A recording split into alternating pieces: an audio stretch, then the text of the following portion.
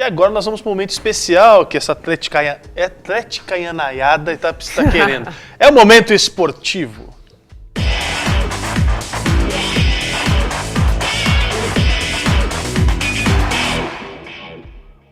Muito bom, e sempre aqui ao lado do meu querido Billy Lima. Billy Lima, o Atlético tá que tá. A gente sabe que a gente tem que falar de bastante coisa, mas não dá para não falar de Atlético, começar com o Atlético, né? Geraldo, cadê o hino? Ah, meu Deus do céu. Cadê o nosso sonoplasta? Ó, hoje a gente tem assunto... Põe um fundo aí, sonoplasta, Geraldo. Deixa esse hino pra lá, gente. Oh, meu pai do céu. Parabéns, Atlético, viu? 3-0, depois de acabar com o São Paulo. Caiu no outro, tá morto. Vamos falar já desse jogo, né? 3-0, fora o show. Fora o show, o Atlético tá fulminante. O torcedor do Atlético, que tanto sofreu nos últimos anos, eu acho que ele não acredita no que está acontecendo, porque, primeiro, aquela goleada sobre São Paulo pela Copa Libertadores, né, que já credenciou o time para a próxima fase. E ontem, no primeiro jogo da final do Campeonato Mineiro, aquele baile para cima do time do Cruzeiro. Jogou muito Atlético. Nós estamos, como diz ali o salmista no Salmo 126, quando o Senhor, né, encheu a nossa boca de rios, nós ficamos como quem sonha. Mas sabe o que eu penso? Que, assim, ontem era o dia, para mim o Atlético perdeu uma grande oportunidade de devolver aquela histórica goleada do Cruzeiro. Porque isso não tô brincando não, porque o Diego Tardelli perdeu gols. Aliás, vamos fazer o seguinte, vamos assistir o VT, a gente volta comentando, porque ontem foi realmente histórico o que aconteceu. Dá uma olhadinha. O primeiro jogo da final do Campeonato Mineiro entre Atlético e Cruzeiro já começou com a emocionante entrada de Dona Miguelina, mãe de Ronaldinho Gaúcho, craque alvinegro. Ao lado do filho, Miguelina recebeu aplausos e o carinho da torcida. Jô fez o primeiro gol do clássico, dando início à festa da torcida atleticana, maioria no Estádio Independência. Com a expulsão de Bruno Rodrigo, zagueiro do Cruzeiro, o Atlético aumentou a vantagem com gols de Diego Tardelli e Marcos Rocha.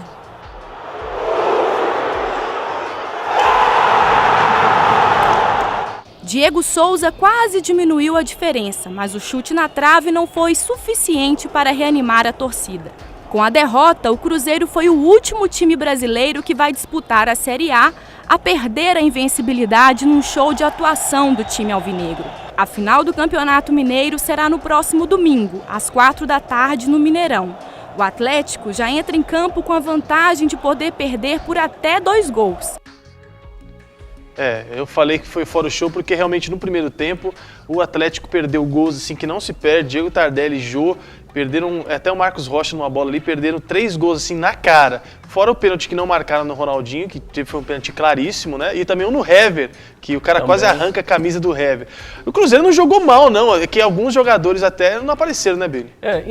Por incrível que pareça, depois que o Bruno Rodrigo foi expulso, o Cruzeiro começou a tocar mais a bola. Mas a falta de um jogador num jogo contra o Atlético faz muita diferença. Demais. Porque o técnico teve que sacrificar um atacante para poder entrar com o Paulão, para poder compor a sua linha de zaga, senão seria um desastre para o Cruzeiro. Já sem contar esses 3 gols que foram perdidos aí na cara do gol e 2 pênaltis que seriam marcados, o Atlético teria feito uma goleada histórica para cima do Cruzeiro. Tinha devolvido aquela goleada. Agora, eu fiquei olhando pro jogo ontem, e vocês pegam no meu pé porque eu falo do Ney Franco, mas eu olhei pro time do Cruzeiro ontem, o time do Cruzeiro com 1 a menos, você via 3 na frente, buscando o resultado de qualquer jeito, indo pra frente, e sem desmerecer o Campeonato Mineiro, não é a Libertadores, que é um campeonato sul-americano, é um campeonato estadual. Então, parabéns ao Cruzeiro e ao técnico do Cruzeiro, Marcelo Oliveira, que não foi covarde, como foi o senhor Ney Franco no jogo contra o São Paulo, que recuou todo o time lá pra trás, e aí 4 aqui no Independência, né? Então, é o que dá. Você quer falar também, Gê?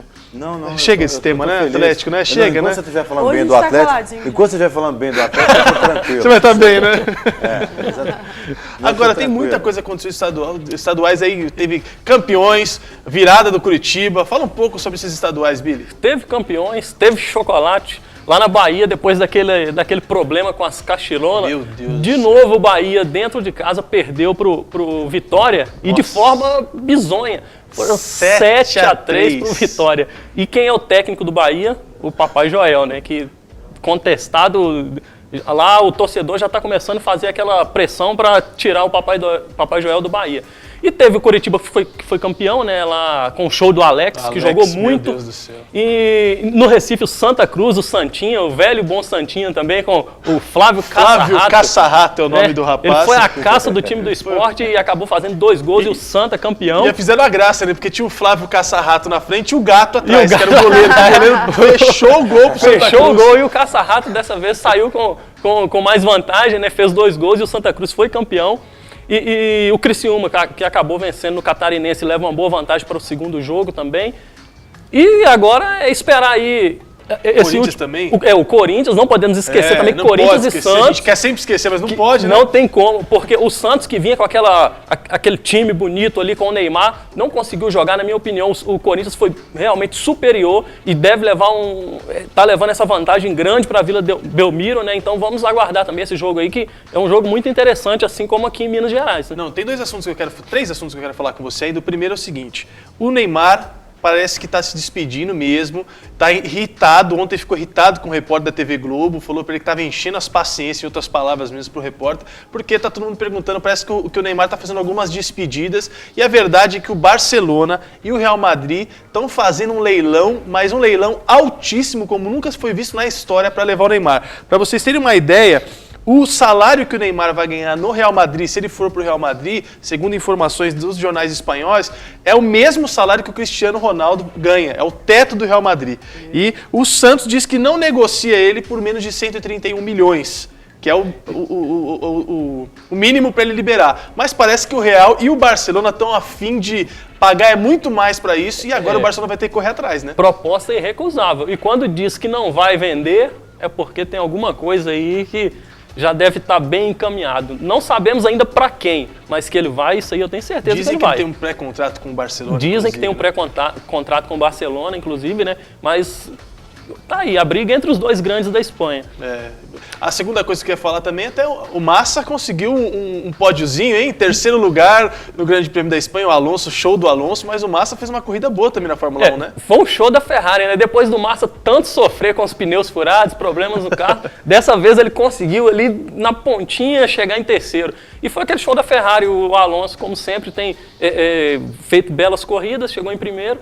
O brasileiro conseguiu um pódio, né? Que ele já vinha tentando há muito tempo e precisava disso, porque o companheiro dele já vinha bem na corrida.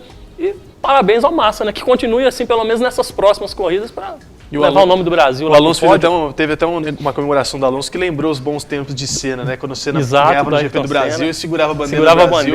E o Alonso fez isso lá no GP da Espanha, segurou a bandeira da Espanha, demais também. Agora, outro tema que, claro, também falando do vôlei, que o Minas perdeu o Sul-Americano, né?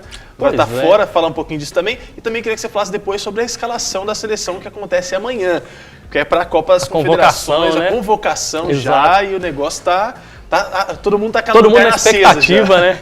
Pois é, o Minas, que vinha jogando muito bem, arrasou com o Rio de Janeiro na semifinal, mas chegou na final, não aguentou o PCN da Argentina.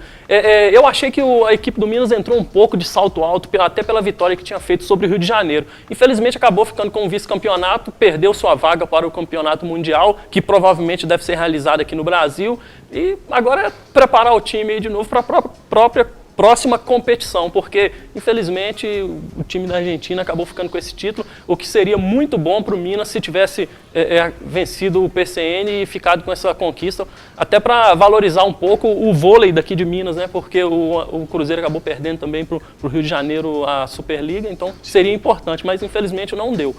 Agora a seleção, e a minha opinião, Ronaldinho escaladaço, não Ronaldinho, tem condição de estar fora. Não tem como, eu acho que no Brasil dificilmente você consegue hoje um camisa 10 jogando da forma que o Ronaldinho está jogando. Ele, para mim, será um dos convocados.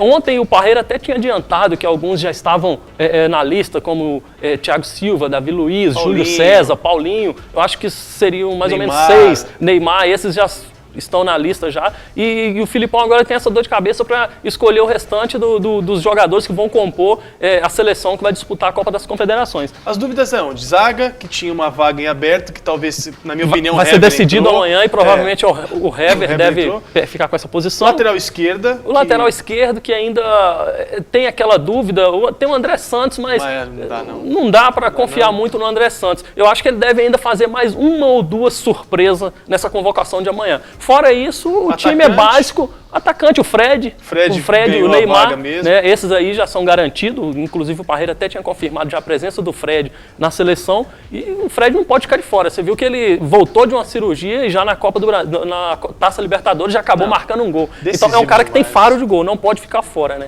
Então vamos aguardar a surpresa do Parreira e do Filipão amanhã. Esses são os destaques então do esporte. Tem mais alguma pergunta que vocês fazerem, gente? Não. Vocês não querem falar nada de Atlético? Eu tô feliz com o Atlético, 3x0, já também. Deixa eu só terminar de comentar. A gente pode vir pra cá, vai terminar já, gente? É isso? Vai terminar? Vamos agradecer. Então vem pra cá, porque eu quero só fazer um último comentário com você. Eu achei assim... que até a diretoria de São Paulo perdeu um pouco a mão, falando um pouco de São Paulo. A minha pergunta para você, Bira, é o seguinte: acabou o jogo praticamente, voltaram para São Paulo, segunda-feira de folga, terça-feira o Juvenal me aparece com 7 dispensados. Eu não sei o que você pensou daquilo, mas eu acho assim uma exposição desnecessária aos jogadores. Sim, e de forma errônea do clube. Isso já aconteceu várias vezes aqui, com Cruzeiro e Atlético. Como? O time começa a passar por uma má fase e eles dispensam jogadores. Só que se você observar, os 7 jogadores que foram dispensados, nenhum é titular. São jogadores que estavam lá apenas para compor elenco. Então, quer dizer, ele dispensou jogadores porque não servia para o treinador.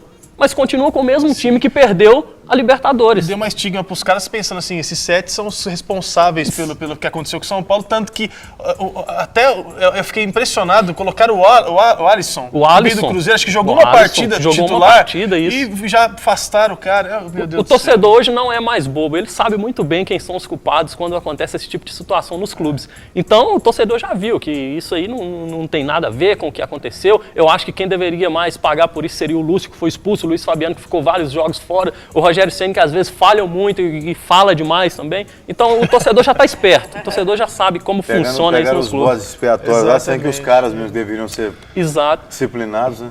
E outra coisa muito importante que pra gente aqui de Belo Horizonte, o clássico ontem teve 2 torcidas e não aconteceu nenhum problema. Nenhuma ocorrência. Nada de ocorrência, não houve brigas. A Coronel Cláudia, ontem eu presenciei a chegada dela no estádio, escoltando a torcida do Cruzeiro. Você precisava ver a proatividade dela na questão da segurança, de impedir que os torcedores cruzeirenses se encontrassem com os atleticanos. E foi sensacional. Não houve uma briga, uma confusão sequer. Isso em determinados momentos... bater palma, porque merece, viu, gente? Parabéns mesmo às torcidas, porque... Em determinados momentos, o torcedor do Cruzeiro encontrava com o torcedor do Atlético e cumprimentava e passava e cada um ia para o seu setor. Isso é muito bom, que continue sempre assim, né? E a estratégia que usaram, né, de liberar as torcidas em momentos diferentes foi, inclusive, boa para os cruzeirenses que puderam assistir, né, o show de futebol do Atlético, inclusive. Com tranquilidade, eu que agradeço. Cláudia, parabéns. Só para finalizar aqui, só uma opinião sua acerca do próximo jogo de domingo. Vai ser só a torcida do Cruzeiro, não é isso? Não, Mineirão? vai ter um percentual destinado à torcida do Atlético também. 10%, até porque, provavelmente 10%, até porque o Mineirão comporta 2 torcidas até meio a meio, né? Mas como o Cruzeiro é mandante e tem essa possibilidade de reservar a maior parte para o seu torcedor, ela deve destinar 10% para o torcedor do Atlético. Isso é um ponto a favor do Cruzeiro, porque a gente sabe que a torcida também interfere muito no resultado, no desempenho dos jogadores. Você fala um palpite, dá um palpite sobre esse jogo de domingo. Aliás, o Ronaldinho levando em jogou conta bem com a todas torcida, essas né? circunstâncias. Jogou demais. Jogou pra torcida, levou a mãe dele pra lá, Exato, agradeceu todo mundo, já dá um ânimo, né? Exato. É jogo difícil. O técnico Marcelo Oliveira falava, tá difícil, mas nós não vamos jogar a toalha. Então, o Cruzeiro vai entrar para tentar reverter esse placar. Ele tem que fazer 3 gols para sair campeão, né? Porque 2-0 ainda dá o Atlético. Mas é claro que a torcida influencia. O Mineirão cabe 63 mil torcedores. Então você vê, o Independência, que é um estádio pequeno, a acústica é diferente. O Mineirão com 63 torcedores, a acústica já é de outra maneira. Então o torcedor, o torcedor empurra o time. Agora é saber se o time do Cruzeiro realmente vai entrar no clima da torcida e mostrar seu futebol. Porque se jogar igual jogou contra o Atlético, vai perder. O Cruzeiro, eu estava falando com o pastor Jean, o Cruzeiro vai ter que jogar como o Atlético, porque senão vai perder. Tá difícil, olha, com 63 mil torcedores ou não, vai lembrar que só 11 jogadores é que põem o pé na bola. Então...